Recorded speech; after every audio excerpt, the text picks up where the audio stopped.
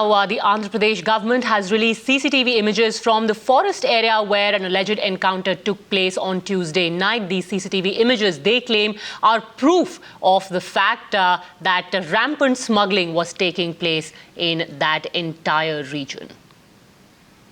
Imran joins us for more on that. Imran, has anyone in the police or in the government spoken on record to say what exactly are they trying to prove through these CCTV images, and why hasn't the footage from the day of the encounter also been released? See, since the encounter has happened, let's say none of the official, not even the police or from the Andhra Pradesh government, has tried to communicate what exactly this happened. I mean, how did the encounter happen and what led to the killing of 20 people in the forest of Seshachalam. Now the video has been a selective leak which has been given to a couple of regional channels, which the CCTV images, which they claim were from the forest of Seshachalam or from 2nd, 3rd and 4th, not on the day when the incident happened, but they most early that the Andhra Pradesh government is under intense pressure from the all quarters because of what the encounter and the killing of 20 people. Hence, it's using all its means to justify its stand. And what probably they're indicating by releasing these images is also footage is that these are in fact were sandalwood smugglers, and somehow it just to justify what happened yesterday. All right.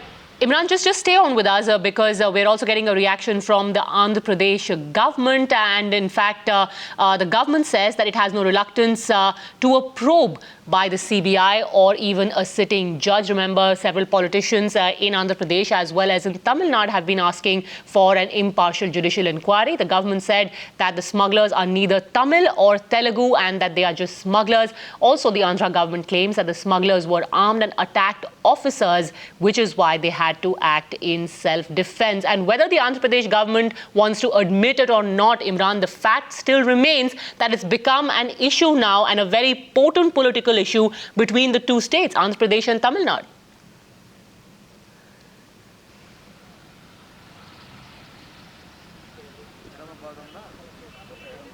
Imran, can you hear me? Yeah. See, the thing is, like, why however the AKP government says that they are just smugglers, they do not belong to Tamil Nadu or Andhra Pradesh, but a TDP leader has gone on record said that the Andhra Pradesh government, Tamil Nadu government needs to teach its people not to do smuggling in Andhra Pradesh, and that's what I like to say, that this Andhra Pradesh government has clearly been trying to defend its stance, saying that the killing was in retaliation to where they were provoked, and this led to the incident. However, none of the AP government, while this claim AP government is saying that it is open for any probe, but they have not given, I mean, even the civil society, the Civil Liberties Union in Andhra Pradesh had to move to the High Court of Andhra Pradesh for the judicial probe into this matter. So this, the AP government itself has not initiated any probe. In fact, when we spoke to the DGP of the Andhra Pradesh, he said there do not be any inquiry at all because they have followed all the procedure, and they have also said, the DGP said that these are routine which happens. Why is there such a hue and cry over this matter right now? Clearly, the Andhra Pradesh government justifying its stand, saying that the killing was justified because there was a rampant smuggling. But that is the question is civil society activists are asking, is that why was need for the killing at all when they had so much? Now, as we can see that there were CCTV footages are there. It was constantly being monitored. They knew where the smugglers were coming, going in and out. They knew what they were saying. They had satellite images, and all the evidence was there. So now a lot of explanation needs to be done on the part of the AP government and the Andhra Pradesh Police. So what led to the killing, and when they had. When they were and as we can see, police themselves claim that they had thrown stones at them. So why does need to be shots were fired, and why were not fired at the legs? What and which just led to the killing? Exactly. Why weren't they immobilized? Was there disproportionate use of force? And several circumstances of that encounter also lead to questions which remain unanswered, which is why the NHRC has now also stepped in. We have taken cognizance. In fact, Mother Justice Murugesan yesterday night itself spoke to me.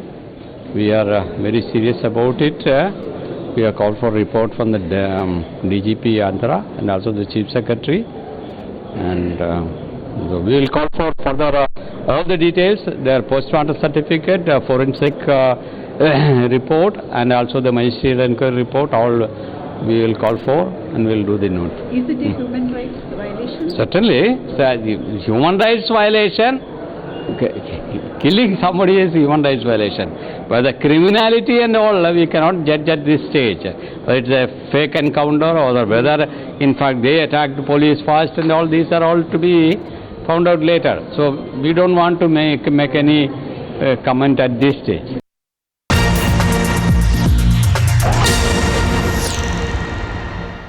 No, I think it's a completely inhuman happening. What has happened yesterday, this brutal killing of 20 of them.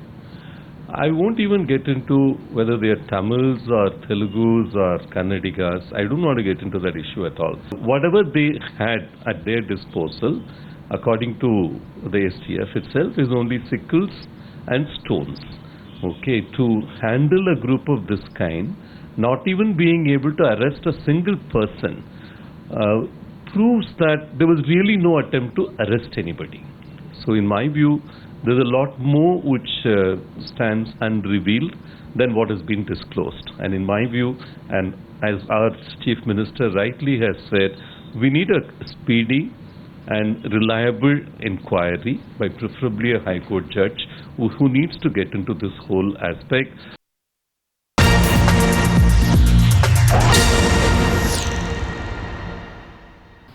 No, smuggling does not warrant the death penalty, even in as per our law.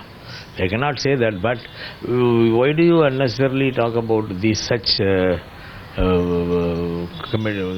comments made by certain parties? Andhra Pradesh CM had ordered, had assured an investigation into the judicial inquiry into it. That is a good thing. That is what we wanted. And when the Chief Minister himself have agreed for a judicial inquiry, that is good.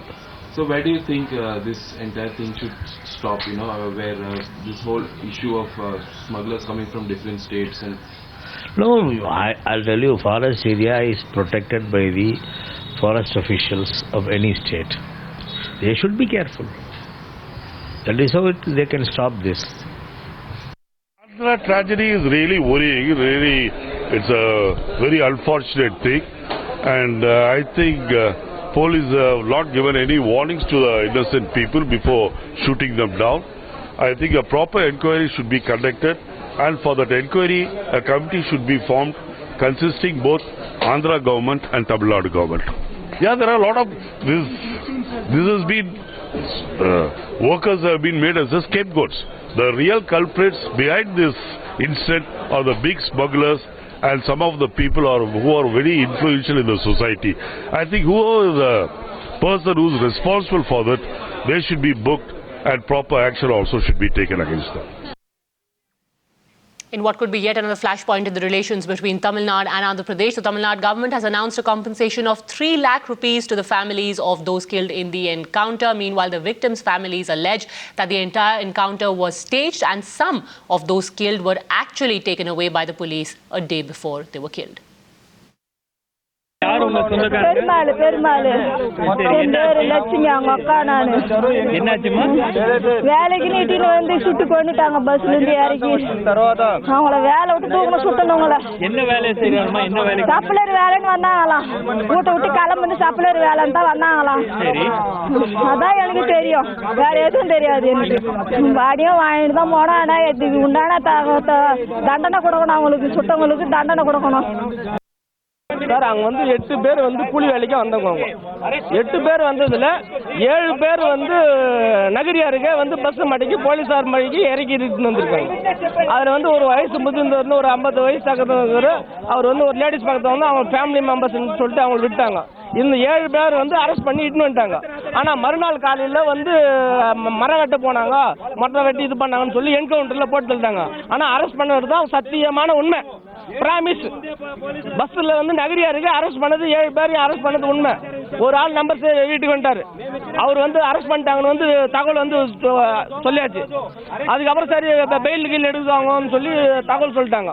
அப்புறமா தான் மறுநாள் காலையில் வந்து என்கவுண்டர்ன்ற இதில் சும்மா சாதாரண காடு, மரம் இல்லாத காடு, முள்ளி புதர் காடு, அந்த இடத்துல மரங்களே கிடையாது. செம்மரமா செம்மரமே எந்த மரமே கிடையாது. சும்மாவே கொண்டு போய் ஒரு காட்டில் கொண்டு போய் அநியாயமான படுகொலை செய்து என்கவுண்டர் முறையில் இந்த ஆந்திரா போலீஸ் வந்து அநியாயமா ஷூட் பண்ணி சாவடிச்சிச்சு.